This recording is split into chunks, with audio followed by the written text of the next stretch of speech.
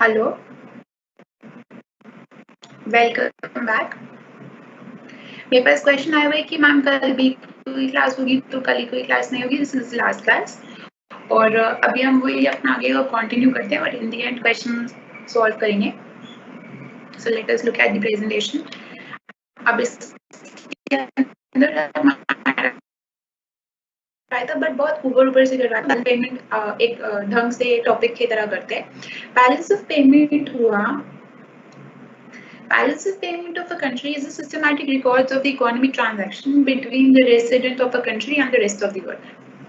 जो भी हम ट्रांजैक्शन कर रहे हैं इकोनॉमी के अंदर वो एक बैलेंस ऑफ पेमेंट में रिकॉर्ड होती है। बैलेंस ऑफ पेमेंट है क्या? तो अकाउंट्स के अंदर डबल एंट्री बुक कीपिंग करते थे, जब बैलेंस शीट को एंड में बैलेंस करते थे क्रेडिट और डेबिट को इक्वल, तो balance of payment systematic accounting is done on the basis of double entry book keeping. इसके अंदर भी डेबिट और क्रेडिट के बेसिस पे हम बैलेंस ऑफ पेमेंट के अंदर ट्रांजैक्शन को रिकॉर्ड करते हैं। By all economic transaction means transactions of both visible goods and invisible goods, assets and gifts, etc. The balance of payment of a country is a systematic records of the economic transaction between the resident of the country and the rest of the world. Systematic accounting is done on the basis of double entry bookkeeping. By all economic transactions, which we means the transaction of both visible goods and invisible goods, assets, gifts, etc. Components of BOP. Now, if we look at the components of BOP, we have 4 components. First component is exports and imports of goods. If you look at BOP account, you'll see these 4 components separately in the balance of payment account. The first characteristic हुआ export and import of goods. Export and import of goods means movement of goods between the country. It is also known as export of the visible items.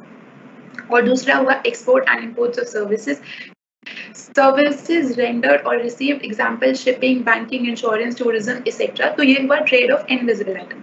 तो component of BOP के अंदर 2 component हुए, visible items और invisible item. Visible items में movement of goods between the two countries है, export और import ही कर रहे हैं हम विजिबल गुड्स को,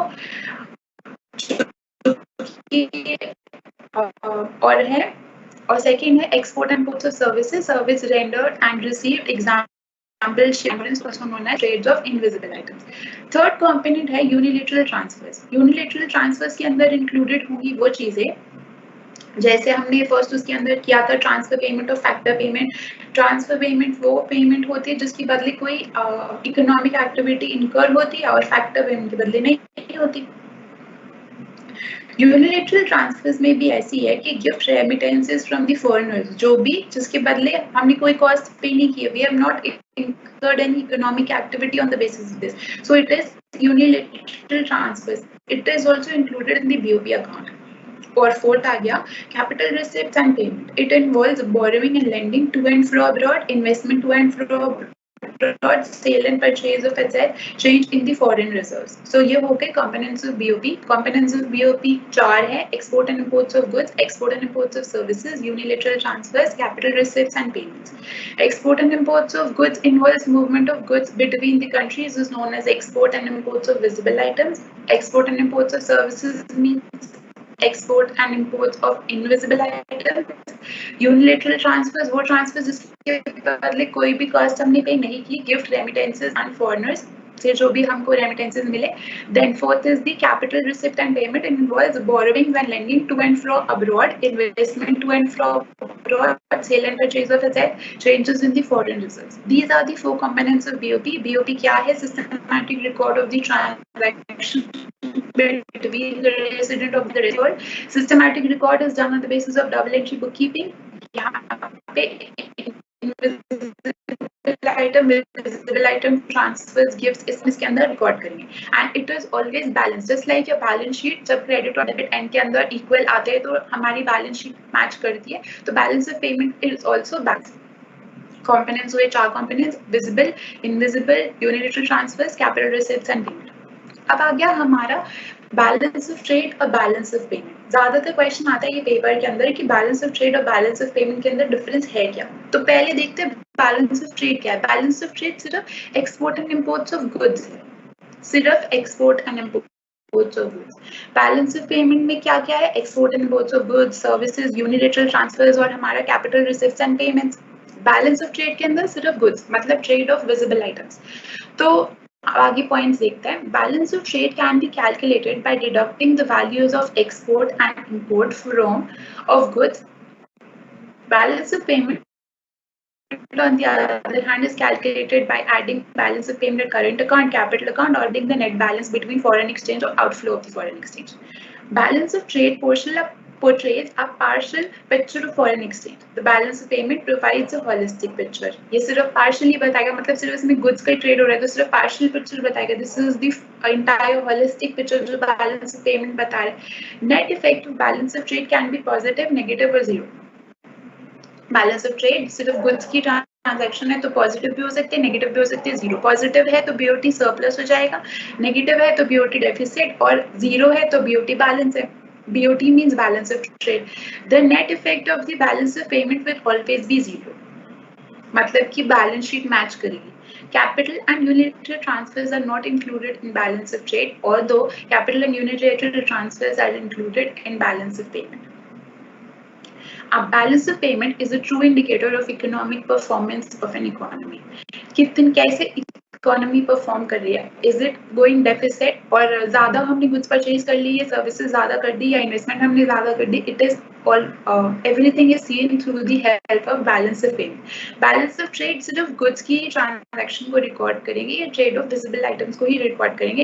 it will portray a partial picture. यहाँ पे पॉजिटिव भी हो सकता है, नेगेटिव भी हो सकता है, जीरो भी हो सकता है. पॉजिटिव का मतलब सरप्लस है बीओटी, नेगेटिव का मतलब डेफिसिट है, जीरो का मतलब बैलेंस है. Capital and unilateral transfers are not included in balance of trade. A balance of payment is a true indicator of economic performance of an economy. Balance of payment account. Balance of payment के दो account है. अभी हमने 4 components करे हैं, उसी के अंदर ही हम क्लासिफाई कर देंगे दो अकाउंट्स को, करंट अकाउंट और कैपिटल अकाउंट. उसी के अंदर ट्रांजैक्शन जो है करंट अकाउंट में आ जाएगी और कैपिटल अकाउंट में आ जाएगी. Current account means the current account of BOP is account which records import and exports of goods, services and unilateral transfers during the year. तो 3 कंपोनेंट्स तो इसी में आ गए, export and imports of goods, export and import of services और unilateral transfers तो current account में आ गए. It relates to all activity which do not alter the value of asset and liabilities of a country. It includes export and imports of goods, export and imports of services and unilateral transfers. Capital account. Capital account के अंदर हमारी वो transaction आई जो resident of a country करते हैं rest of the world, but इसके अंदर ownership right involve होता है. फॉर एग्जांपल KFC और क्या कहते हैं मैकडी वगैरह जो यहाँ पे आके सेटअप में कैपिटल अकाउंट ट्रांजैक्शन. अगर कैपिटल अकाउंट ट्रांजैक्शन दो तरह की होती है और पोर्टफोलियो. अगर आप FDI कर रहे हैं, FDI करने का मतलब हुआ कि हमारे पास ओनरशिप राइट आएगा. पोर्टफोलियो का मतलब हुआ हमारे पास ओनरशिप राइट नहीं आएगा. फॉर एग्जांपल अगर आपने किसी कंपनी की शेयर परचेज कर लिए in the open market, stock exchange के अंदर शेयर परचेज कर लिए, तो कंपनी का ओनरशिप राइट तो नहीं आया ना. It is portfolio investment. Just like अगर फॉरेनर्स यहाँ पे आके इन्वेस्ट करे तो उनको ओनरशिप राइट नहीं मिलेगा. सपोज आपने रिलायंस के 4 शेयर्स परचेज कर लिए. 4 शेयर्स परचेज करने के बाद आपके पास ओनरशिप राइट्स नहीं है इसका, रिलायंस का. कोई भी डिसीजन आपसे पूछ कर नहीं जाएगा just because you are holding 4 share. So portfolio investment does not gives us ownership right. On the other hand, foreign direct investment gives us the gives the ownership right.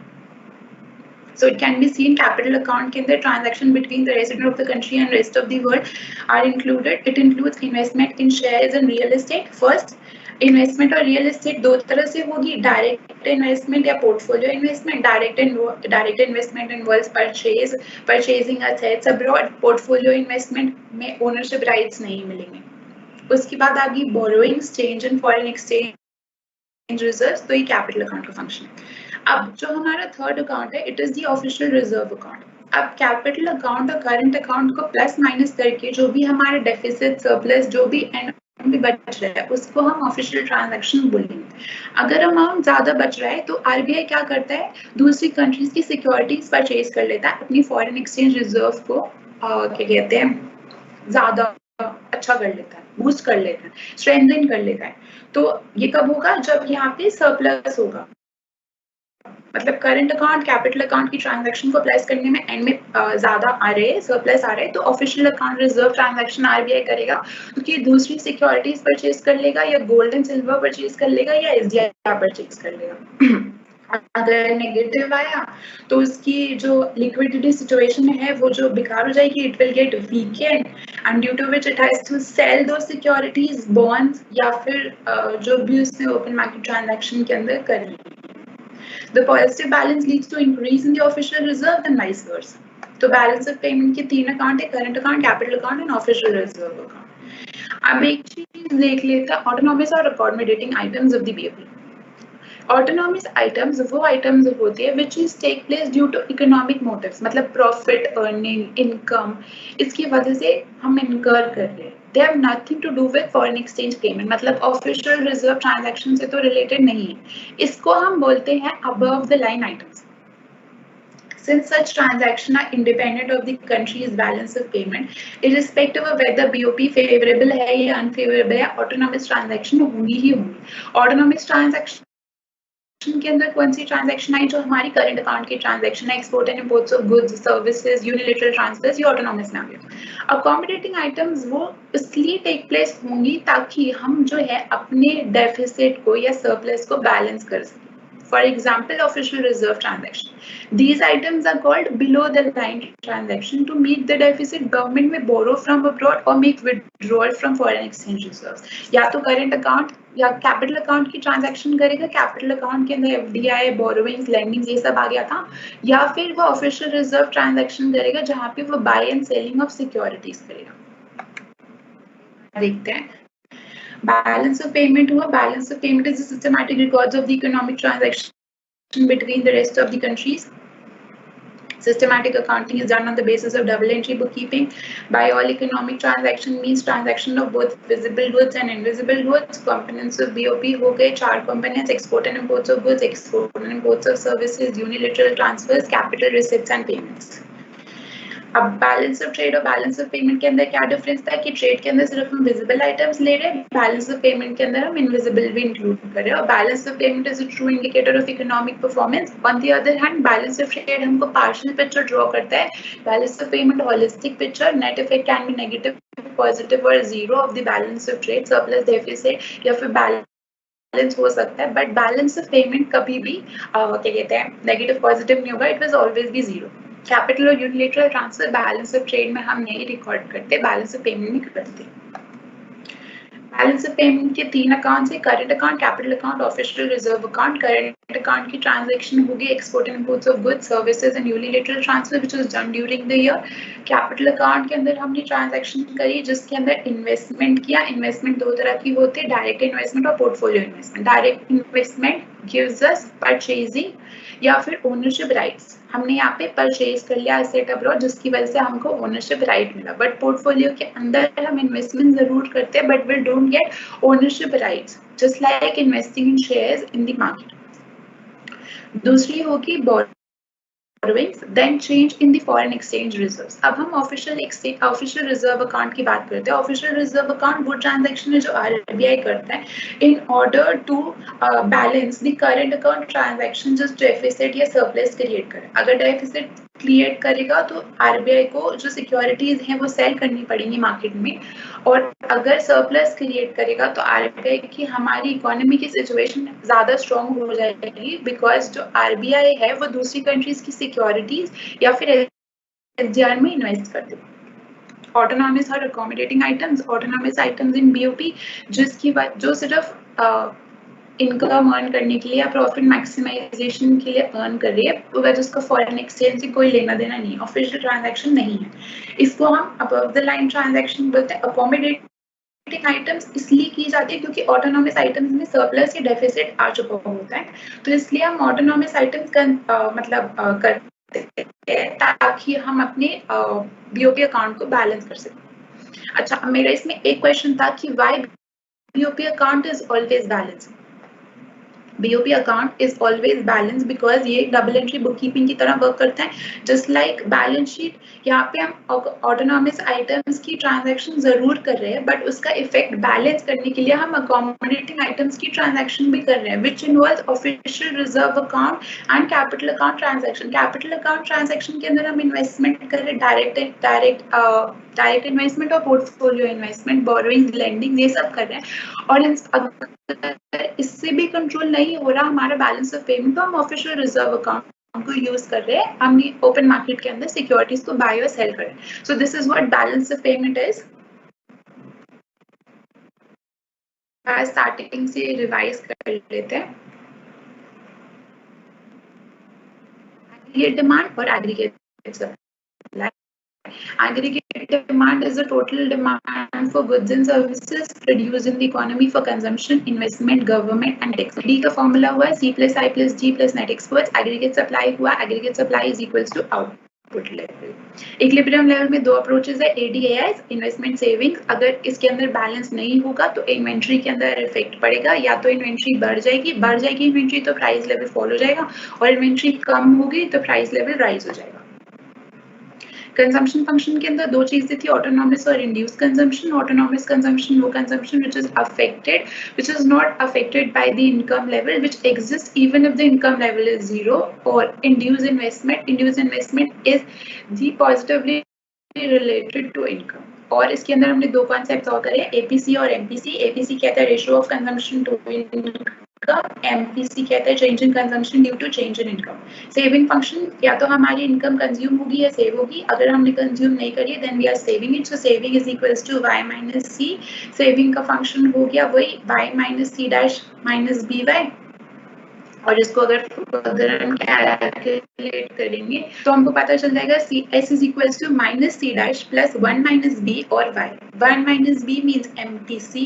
MPC equals होता है 1 minus MPC equal होता है MPS के, because MPS का formula था MPC plus MPS is equals to 1 और APC plus APS equals to 1. APS जो है हमको बताता है ratio of savings and income. MPS और सपोज अगर हमारी इनकम इंक्रीज हो रही है 100 से 500 और सेविंग्स इंक्रीज हो रहा है 100 से लेट्स से 200, तो डिफरेंस कितना हुआ इनकम? तो डिफरेंस हुआ 300 और 100 से 200 हुई हमारी सेविंग्स, तो डिफरेंस हुआ 100. तो एमपीएस के अंदर हम क्या करेंगे, सेविंग्स को डिवाइड कर देंगे, जो भी चेंज इन सेविंग्स है उसको डिवाइड कर देंगे चेंज इन इनकम से. तो हमारी चेंज इन सेविंग्स कितनी थी 100 डिवाइडेड बाय 300, तो ये 1/3 जो आया ये हमारा एमपीएस आ जाएगा. एमपीएस एक एमपीएस होता है और एक एपीएस होता है. एपीएस होता है ratio of savings and income.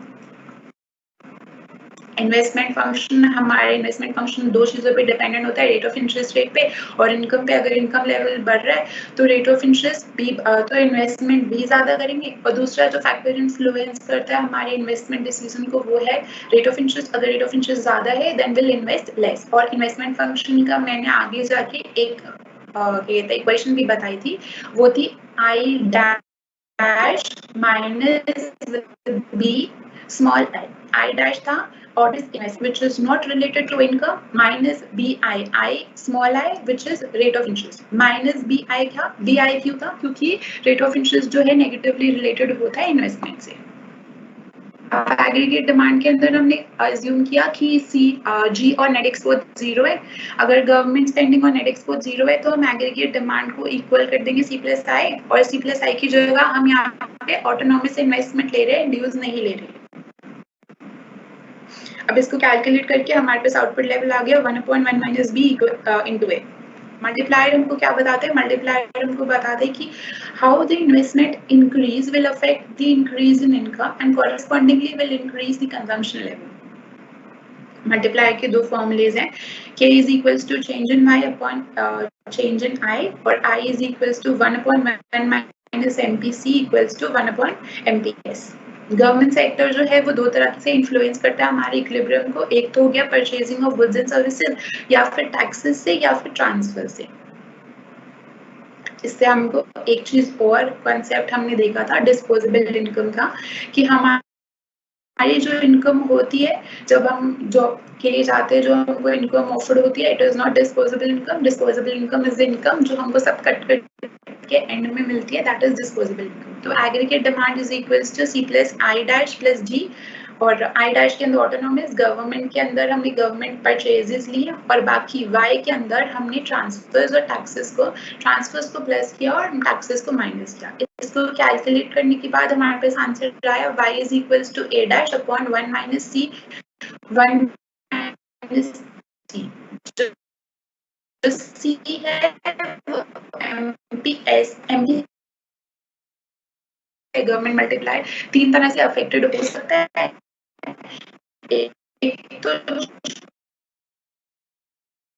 को चेंज कर दे. अगर गवर्नमेंट की परचेजेस चेंज हो रही है तो मल्टीप्लाई का फॉर्मूला हो जाएगा change in y is equals to 1 upon minus c 1 minus c.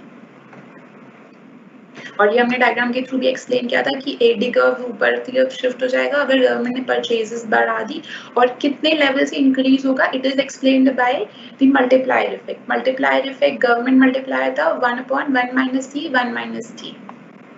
Then tax multiplier, taxes अगर गवर्नमेंट ने कम कर दिए तो हमारी इनकम बढ़ जाएगी. अगर गवर्नमेंट ने टैक्सेस बढ़ा दिए तो इनकम कम हो जाएगी. इसके अंदर हम सिर्फ कम होने की बात कर रहे हैं. अगर कम हो गई, ऑल्दो क्वेश्चन के अंदर आ सकता है कि टैक्स मल्टीप्लायर बताओ अगर इनकम लेवल बढ़ गई, तो इनकम लेवल बढ़ गई तो उसके अंदर हम इनकम अगर हमारा टैक्स रेट बढ़ गया, अगर टैक्स रेट बढ़ गया तो इनकम लेवल कम हो जाएगी. इनकम लेवल कम हो जाएगी तो यहाँ पे हम माइनस मिल गए आंसर. और अगर इसको इजी तरह से कैलकुलेट करना है तो मैंने बोला था कि ये वाले को 1 माइनस करके आंसर निकालना है.